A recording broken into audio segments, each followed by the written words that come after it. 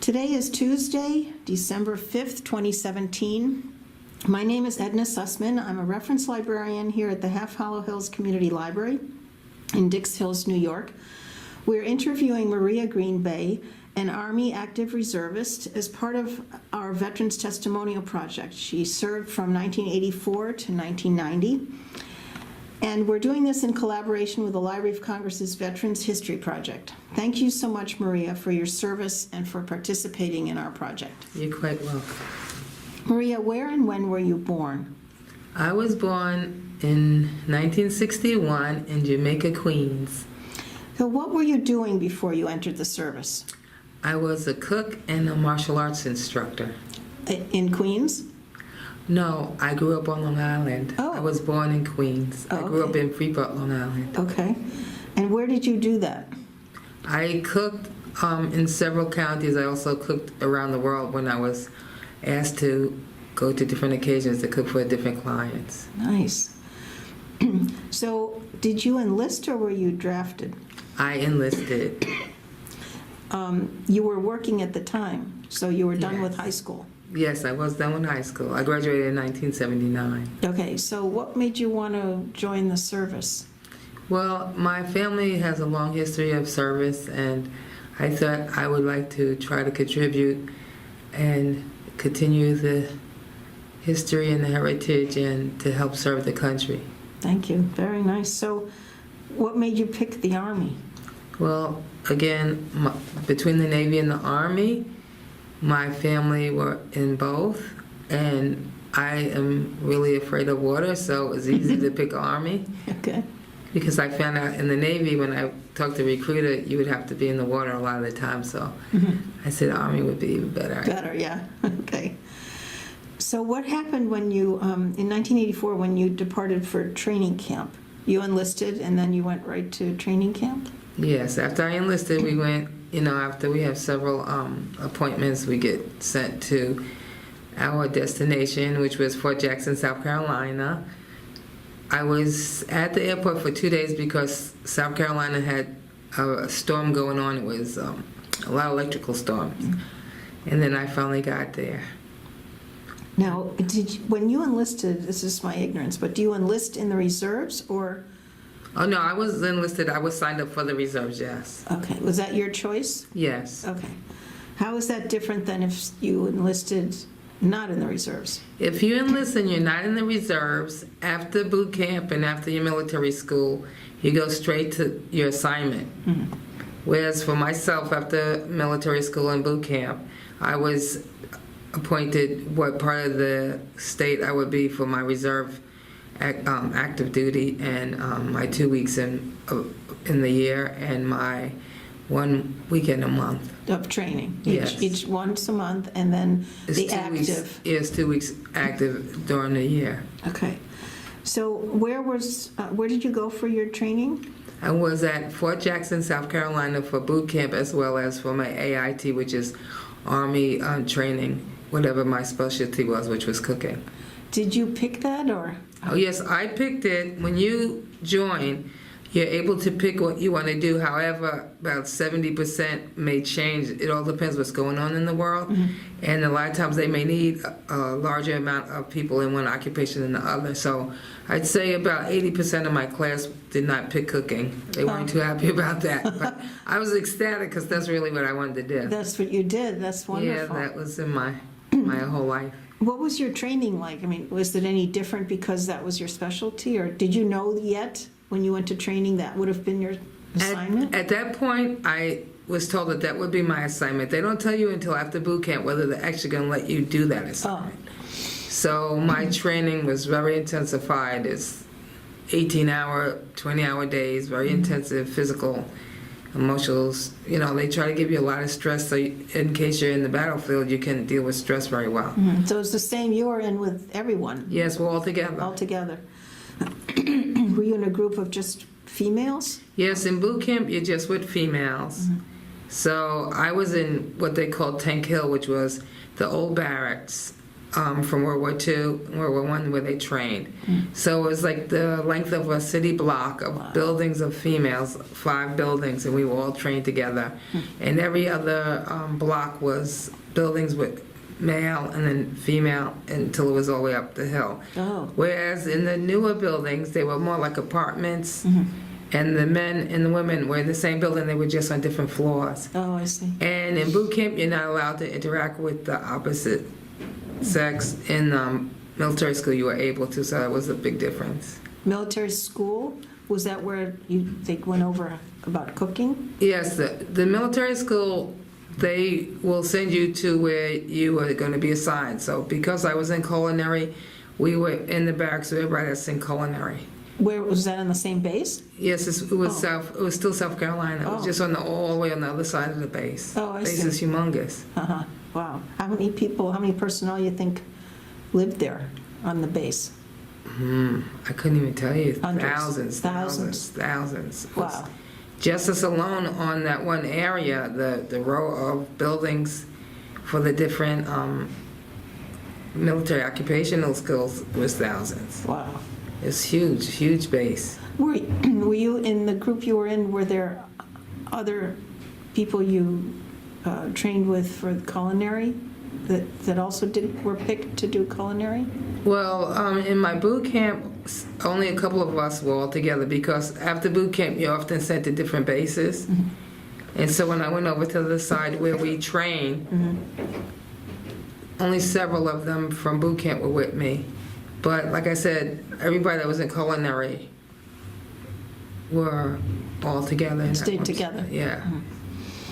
Do you recall your instructors? What were they like? Was it men and women, or? Well, in boot camp, it was just men. Oh, And we had Sergeant Raphael and Sergeant Wilson.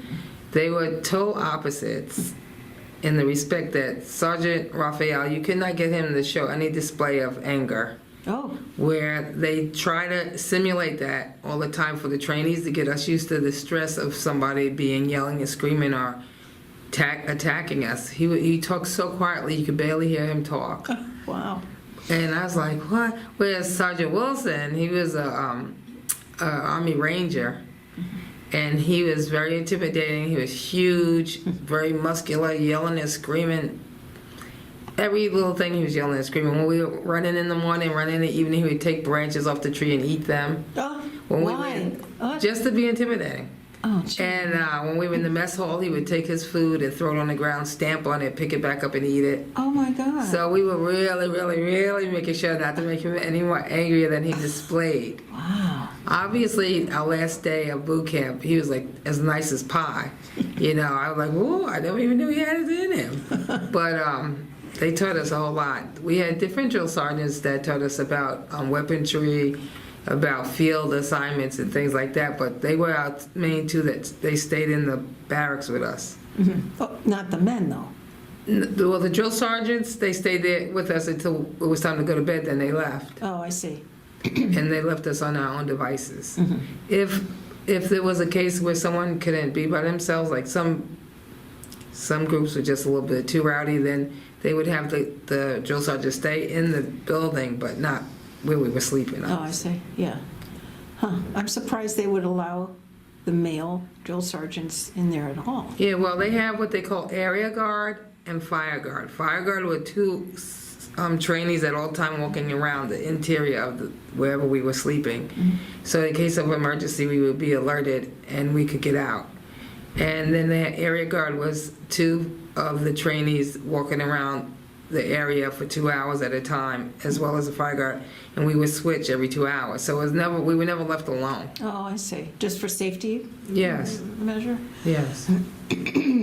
So after the training camp, then you went to this culinary school? Yeah, they call it Army Training, AIT. What does that stand for? It's the Army Instructional Training. Okay. And that's where they send you. I was left on this base because it was highly culinary training there. But a lot of them, I'd say more than half, were sent to other bases, wherever they were going to end up being permanent party. And permanent party just means after you graduate military school, that's where your first assignment is for a couple of years. Uh-huh. They call you permanent party at that point. How long was the training you had, the culinary training there? Well, we had was about 3 months. Wow. Yes. Now, did you learn culinary in high school, or how did you know? You said you worked in there Well, before no. you enlisted. No, I just had the passion for it since I was little. Ah, And I took upon many jobs in the culinary field before I enlisted. mhm. But as far as the military school is concerned, the reason why it took so long, because we're not just doing cooking, we have to learn how to do weaponry, how to shoot, Everything. how to blow things up. You know, we would train just like every other soldier. It's just Sure. the military school puts us all together as far as where we go to school. So a day would start at 4:30 in the morning. About 5 o'clock in the morning, we'd be exercising for about an hour and a half. Then we'd take a shower, put on our uniforms for cooking. And in the Army, anything within 8 miles, you're walking. Really? Anything Pretty far. within like 4 miles, you're running. But because we were going to school, we couldn't be sweaty, so our school was about 5 miles away. We would march there, march back to go to lunch. We have to change into our fatigues to go into the mess hall, Wow. eat, come back from lunch, change back into our whites, and go back, march back to school. So To the culinary school? yes. Wow. How was the culinary part of it different than you did when you were working in the civilian jobs? Well, culinary training was garrison training, which means they teach you how to prepare large amounts of food for a large amount of people at one time. So basically, we were feeding 3 times a day, 600 Oh, people. wow. How many people cooked? I'd say about maybe 20. Really? 20 of us, Wow. because in addition to cooking, we had to prep the food, which took a lot. As you know about KP, keep peeling the potatoes. In boot camp, we took turns being in the kitchen peeling potatoes, but in military school, they had a machine that peeled the potatoes. No kidding. Yeah, the only problem was it took longer to clean the machine than it did to actually peel the potatoes, but I wasn't going to argue with anybody about that. That's funny. So it was like about 20 of us, and we rotated. Like we either did breakfast and lunch, or we did dinner and overnight, which was the baking. Oh, So we did approximately 2 meals each day. So when I was there, and they had me cooking the eggs, the grill was so high up, I had to stand on a roasting pan, and they would yell out what eggs they wanted. And you know, you have to crack the eggs into little dishes, 2 each. And so they would yell out like 15, 20 at a time, so I had to throw them down, oh, gee. put it on the plate, hand it, somebody used to hand it to them, and then they would just fill up the plate with everything else. Wow. So yeah, you had to really be on sharp, because you Yeah. don't want to mess anything up. Yeah. Wow. And the food was fresh. I mean, Yes, it was fresh. It was magnificent. The food was magnificent. were you involved in the cleanup, or is that somebody else? Oh, no. We had to do cleanup as well. In the military, you're always cleaning something. I remember when I first got to boot camp, you have to stay in a building until you process through. And I remember them saying, they're taking out the big lockers. We're getting new lockers. I said, wow, I can't wait to see this. This is going to be some task. I didn't know we were the ones that were going to be doing it. That's funny. But you liked it. Yes, it was very nice. It was very interesting. nice. I'm sure you were really appreciated by the crew there, the other military personnel, right? Yes. There's 2 popular, we call quartermasters, which is supply and the people that do the food. So those 2 occupations are very popular, because then people would say, well, we'll help you out with this if you give us a little extra of this, So it was always something Really? going on, always an angle. That's cute. And it brings back a memory when I finally got an off-post pass. They said, okay, this is the time of the party. So we got there, it was nothing, cooked nothing. They said, well, what is the supply? We supplied the food. You're the cook, you'll have to cook it. Oh, So I learned very, very early, Yep. don't go to parties early. Go several hours late, otherwise you're going to be cooking. cooking, that's funny. Has that carried through after you left the military? You're always cooking. Oh, yes. Even when I went to take my children to out west because they're missionaries, they say, stay with us. Everybody that they had us staying with was like, well, you're a chef. We need you. Tell us what you want to do, and we'll cook it. And I'm saying to myself, I want to be on vacation. I really don't want to be cooking, but I ended up cooking at everybody's house anyway. You must be a fabulous cook. Oh, thank you. Wow. I hope so. So, how was it adapting to military life? The physical regimen, the barracks, the food you had control over, kind of, but Well, in social boot life? camp, we had no control over the food. We Okay. had 5 minutes to eat. oh, So we were taught that sleeping and eating was just for survival. wow. Because in a wartime scenario, that's basically, you don't have the luxury of sitting down and eating whenever you want to eat. So we would go march down the block to, there was a little building there. And as we were waiting to eat, they'd make us do pull-ups and push-ups and sit-ups right there. Then we would go in, we would get our food, and you have to scarf it down because you had 5 minutes. Once the drill sergeant slapped you in the back, you had to get up. And we would scarf it to the garbage can, and whatever we couldn't finish, we had to dump. I'm really surprised because that's not really healthy to gobble food that No, quickly. no. Why was that? Time was Like short? I said, no, it's because they wanted to teach us that in a wartime scenario, that may be just the way you have to live. I see. And so, like I said, when the first day I got to my AIT school, and I walked in, it was like all you can eat buffet as far as you could see. And I said, how long do we get to eat? They said an hour. I was like, Oh, wow. That's great. I was so excited Yeah. about that. That's amazing. Well, that makes sense now that you explain it that way, I guess. Yeah. Wow. And since I was a cook there, they gave us extra time to eat inside the kitchen also. You know, not in the kitchen, but on the side, bring Right. what we wanted to eat and eat it later. Very nice. So after your training in South Carolina, Yes. then where did you go? Well, after I was done with my training, I was stationed in Fort Tannen, which was in Queens. And Fort Hamilton, they had us go over there, and Fort Dix. So we rotated those 3 bases. Fort Dix is in New Jersey. And we did our weekend, once a month weekend, and our 2 weeks usually in those bases to serve. Now, once you finished the training, that's when did you then go home and then came back for your 2 weeks during the year? or- No, well, you get to go home whether you're in regular Army or reserves. Okay. Just so you can have a couple of weeks to acclimate back into your family life. Then they give you your assignment. Either before you leave or as soon as you get home, you get a letter saying where you're going to be stationed and what your assignment is. And how long after you get home then do you have to leave? Usually about a week or two. If you're in the regular Army, if you're in the reserves, you're obviously still at home, but you go to your first unit maybe a couple of weeks after you get home. Is that the weekend stint? Yes, the weekends. Okay. So a weekend once a month? Yes, weekends once a month, 2 weeks during the year. And how do you know when the 2 weeks, is it the same time every year? Well, they give you a calendar, so you know when to report, and it's usually the same time every year. Oh, okay. It's just different locations. What happens when you go to your 2 weeks? What do you do? They further teach you how to eliminate the enemy. Yeah. And you do war games. Practice. Yeah, you do a lot of war games, blowing things up, shooting things. And because we were cooks, we would also be cooking for the other units that were there.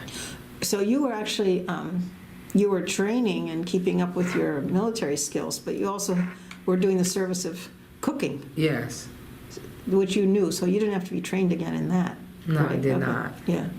Huh, wow.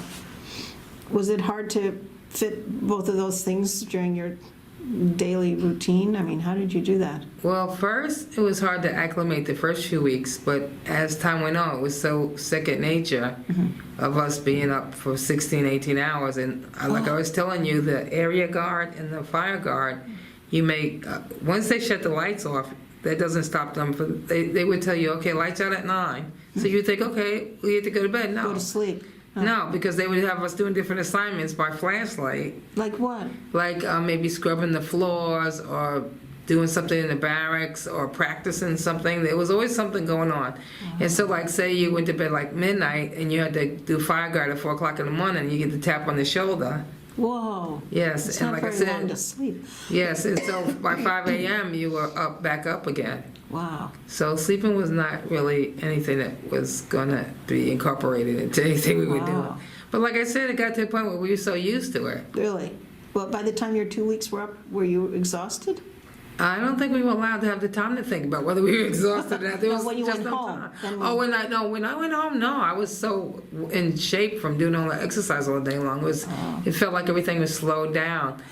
One of the things about acclimating back into the civilian world is you don't get up with everybody. You're not doing everything with everybody in the neighborhood. You're not running with everybody in the neighborhood. You're not exercising. You're not training with everybody.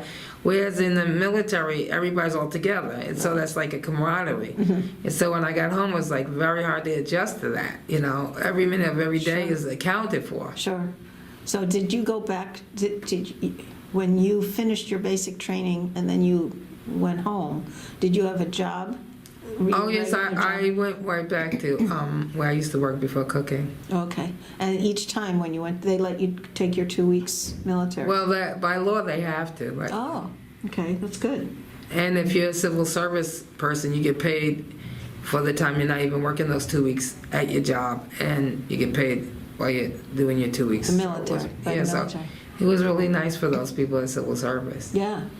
But You were in private industry, though. yes, but it was hard for me to get other jobs because once they found out I was in the reserves, they didn't want to have me be able to take off a weekend because in food service, that's where they make most of the money. What do you mean?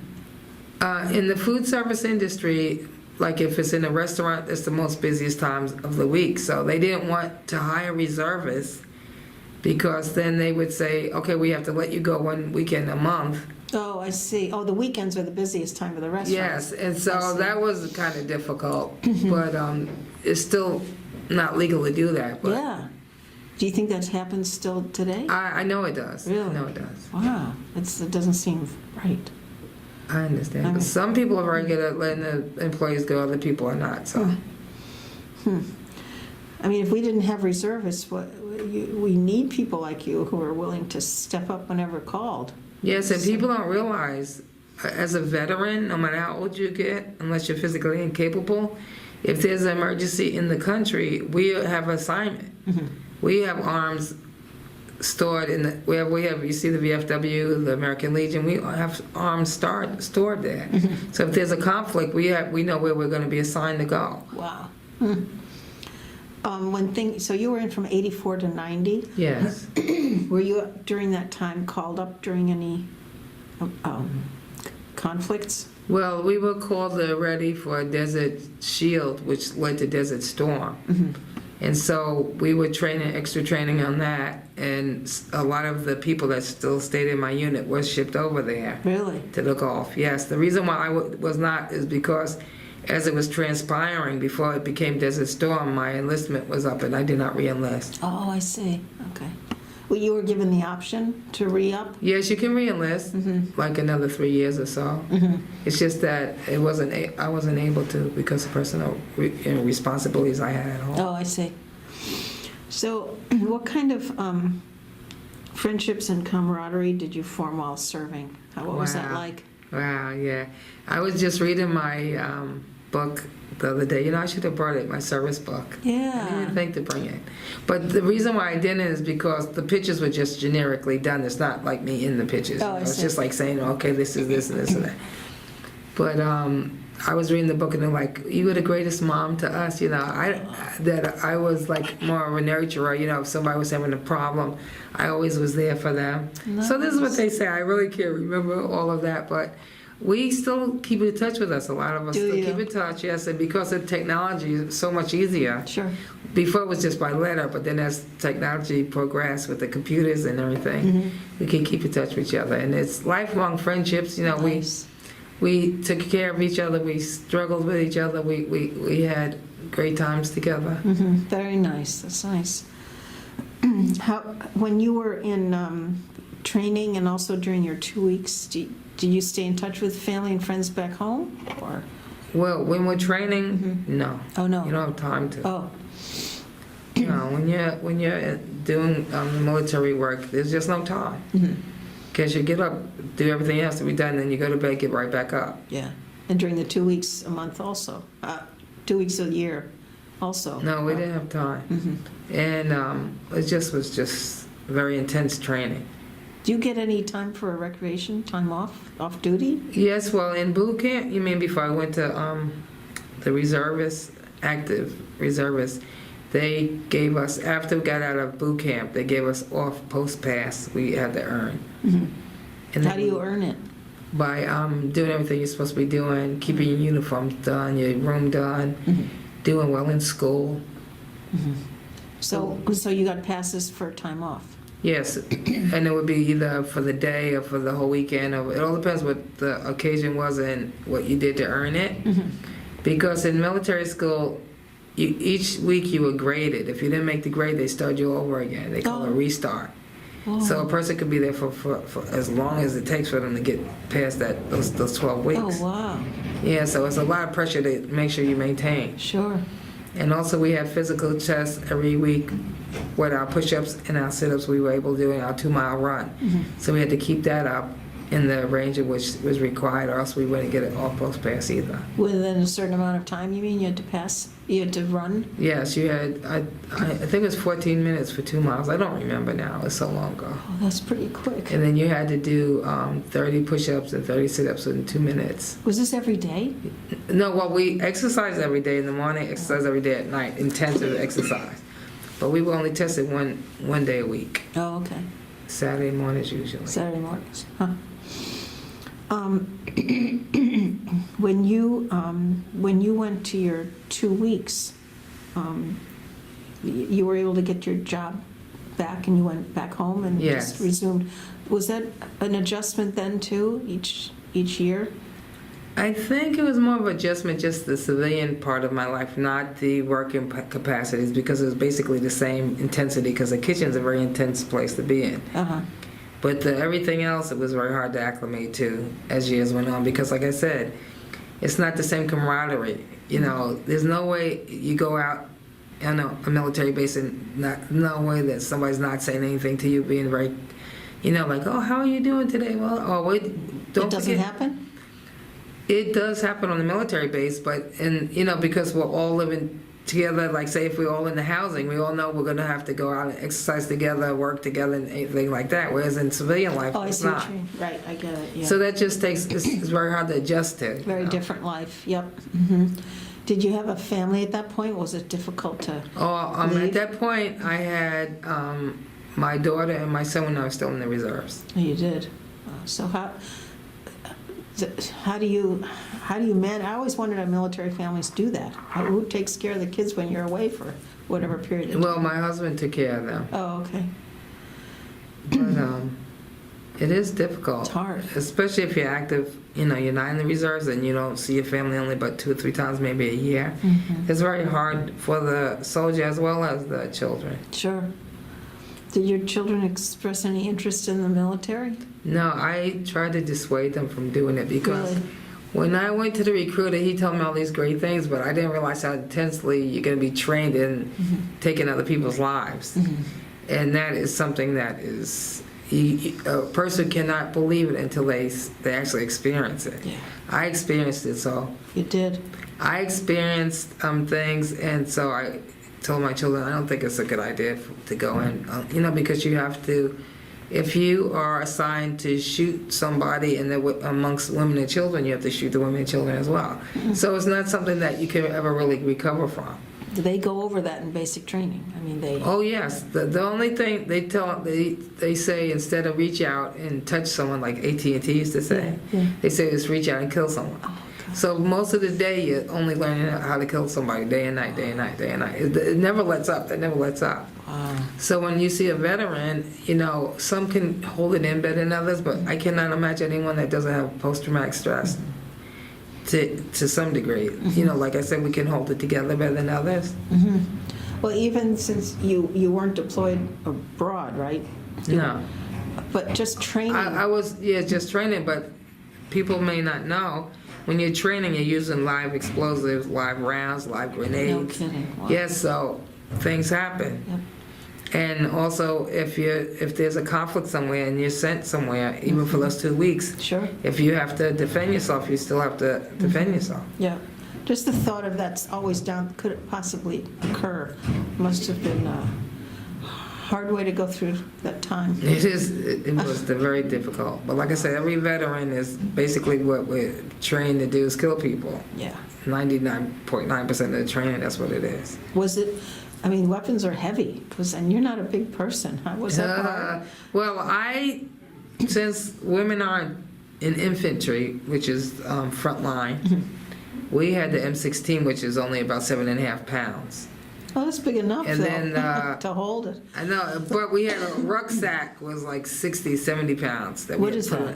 That's like a backpack. Okay. But it's everything, your tent, everything you need to survive. But you had to carry that around all the time.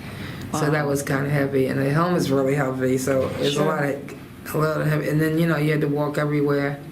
Wow. So it was very heavy. Did that backpack go with you when you went from, when you had to go for training or back for food to eat or whatever? Well, when we were out in the field, it's called bivouac, when you're living actually in a tent. Okay.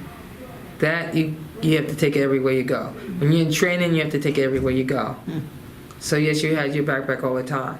Wow. When I was in the reserves, it was only when we went away for the 2 weeks, or we had the 2 days a month. All depending on what we had to do. Wow. But the 2 weeks was always intensive. Yeah, I bet. Always intensive training. Sure. Well, did you ever get the feeling, well, once a month at least you got refresher about how to shoot or do in the military, but I'm sure you felt you needed it because if you're not doing that day to day, how do you remember?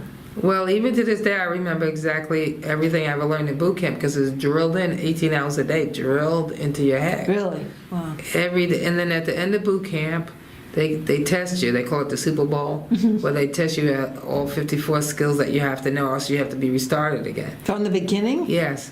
Wow. So it was like I said, it's like 18-hour, 20-hour days of just learning how to hurt somebody. What were some of those skills? I mean, there's a lot of skills. Well, like I said, I wasn't in infantry, so the machine guns I didn't have to carry around, but we had to learn how to fire a machine gun, the M16A1, which is the same assault weapons that they have now. They call them AR-15s, which are what the civilians, you hear about the semi-automatic weapons that the civilians are using. We had grenade launchers. We had to blow up tanks. Oh, wow. With the grenade launchers, grenade launchers, we blew up things with grenades. The light anti-tank weapon, which was very, very light. At the time, it was not disposable like it is now. And you would put it on your shoulder, and you could blow up a tank with it. Wow. And there was about 4 or 5 feet back, it would blast fire, so you had to make sure nobody was back there. You always had to look behind you and say, back west area clear, and then Say shoot what? it. Back blast area clear. Oh, I see. The affirm that nobody was behind you, because obviously that wouldn't be too good. But it would shoot, it made no sound, it was just like a whisper, like psst. You're kidding. I was going to ask you, it's so close to your head, did you need headphones? No. With everything else, you needed to have ear protection, but not with that. Huh. And they were reusable. The ones they have now are disposable. Oh. They use them once and then they bury it. Because everything we used, we had to bury so that if the enemy came, they wouldn't be able to have access to it. So after you used it, that was part of the training, to bury it right away? Well, no, because when I was in, it was reusable. Oh, I see. Oh, right. So we had to just sling it on our back and keep going with Okay. it. But now you mean they're disposable? Yes, they're disposable now. Are you a member of any veterans organizations? I see Yes, your right hat. now I'm a member of the American Legion. Yeah. Is that Post 360? Yes. Yeah, it's a great post. I know a lot of the guys there. Yeah, they're great. They are so great. How do you think what are some life lessons you learned from the military? Well, one of the life lessons I learned is pay attention. I learned discipline. I learned that there's nothing so difficult you can't overcome it. Oh, really? That's Yeah, because the things that they had us do were so frightening. People used to think I was so brave because I always wanted to go first. It's only because I felt like if I saw something scary, I wouldn't want to do it. Then I'd get in trouble. So when they had the grenades, you go down there and throw a grenade, or when you have to shoot the machine gun or climb up on the tower, they call it Victory Tower, it's like several stories high, and you got to repel, and when you have to shoot at the firing ranges and all that stuff like that. I always tried to go as far ahead of everybody as possible. Really? So, yeah, so everybody thought it was because I was so brave. It's not. No, I was so afraid. I didn't want to mess up, because I said if I messed up and I saw somebody else do something and I was afraid, I would like, I don't want to do it. You know, So use this it different. forced you because you didn't know what to expect. Yes, and like I said, it taught me also that to acclimate to different surroundings at any different moment. Even today, even in my life today, whenever something goes, a situation goes a certain way, I automatically react to it. And I won't name the different things that I've encountered throughout the years, but when there's a violent situation, I have been trained as a military person to keep calm. Don't show any expression of anger or angst or anything. Take care of the situation. And when you're by yourself, you could cry if you have to. And I'm still that way now. Wow, that's wonderful. No matter, like, if I have to respond to somebody that had a bad car accident or help somebody that's in distress or had a heart attack, I'm able to switch right back onto it. And then afterwards, I'll cry later on when I'm at home or something. That's wonderful. You think it's a lot to do with the military training? Well, I know it is. Okay. Because there's nothing I don't think anybody can endure that's more stressful than that. Yeah, yeah. Wow. Especially when you're active duty and you're constantly being shot at, constantly shooting at somebody. It's very stressful. Sure. Well, that's a good way to be in life, I think. It's a lot of people don't have that skill of remaining calm and taking care of what needs to get done. Yes, and also in boot camp, as well as any of the training, like I said, we use live rounds, so a lot of times you see people that you train with get killed. Oh, by So- accident. Well, yes, it's an accident, but you know, everybody's shooting and you're running. If a person's running in front, they may get shot, or if a mortar is fired somewhere, if it hits the wrong place. And I remember when I was in boot camp, I would be like so scared at night because I'd hear these explosions all night. And I said, Drill Sergeant, what if they miss? He's like, oh, well, then I guess you won't be here. That's what he said. Wow. Because they did miss, you know, that the coordinates were bad. Why would they use live ammunition in Because how training? else can you train? You can't, you know, you would not be prepared to fight if you were using things that were not real. Wow. So everyone was doubly careful. Like, you have to be out in the field too. I mean, I guess Yeah. that's the training. And at night when we had to be shot at with the machine guns going under barbed wire, they had tracer bullets that glowed in the dark. So you could see, you know, don't lift your head up that high because you'll get shot. Oh, and they were live? Yes, they were live rounds. Oh, that's pretty scary. Yeah. How do you think your military service impacted your feelings about war and the military in general?